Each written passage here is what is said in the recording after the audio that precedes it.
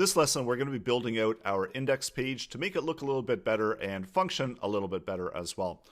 I've got an extension in brackets that allows me to build HTML templates. So I'm going to just press that one so that we get an HTML template right out of the box. I'm going to move the script stuff into the body and get rid of some of this. Paste that in and let's give it a title. So we'll call it real-time messages. And we'll also give it an H1 tag. So it'll be H1, real-time messages with pusher. So H1, close that off. And let's clean it up a little bit. So there's a few things that we should add into our page. So one of them is somewhere to place the messages that are coming in.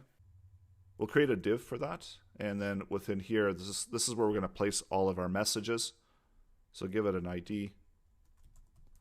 Messages. So we'll drop our messages in there. So these are going to be the incoming messages. And we also need to have an area where we can post comments to. So let's set that up as well. So this is going to be an input form. So let's create a form for that. So within the div, let's create a form. And we'll give this form an ID so that we can access it.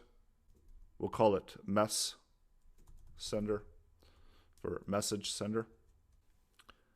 So within the form, we're going to need a few inputs. We'll have an input type text. So this is just a regular text input.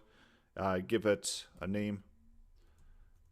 Or we can give it an ID. So we can grab that element. And let's, we'll call it a user name. So this is going to be the user's name.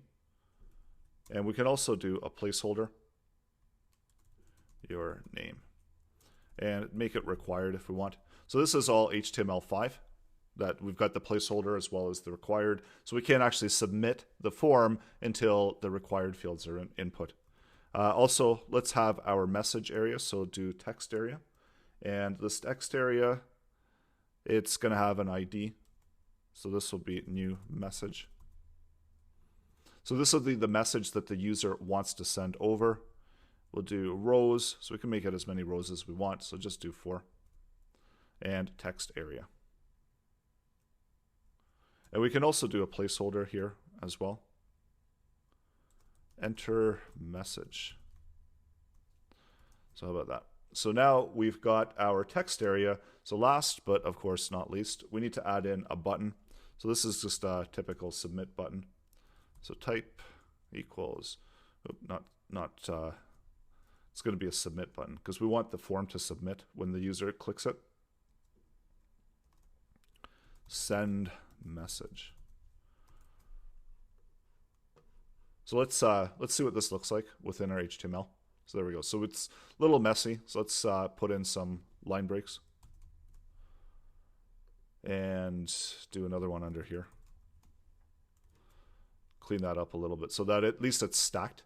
So we've got an area to enter in a name and then a message. And then what we want to happen is whenever the user clicks send message, then we want to output that message. We want to track a whole bunch of messages down here. And then within the messages element, this is where we're going to output all of those messages that come in. And of course, you can apply some styling, make it look a whole lot nicer. So next, coming up, we're going to hook up our JavaScript and make this form functional. So that's coming up.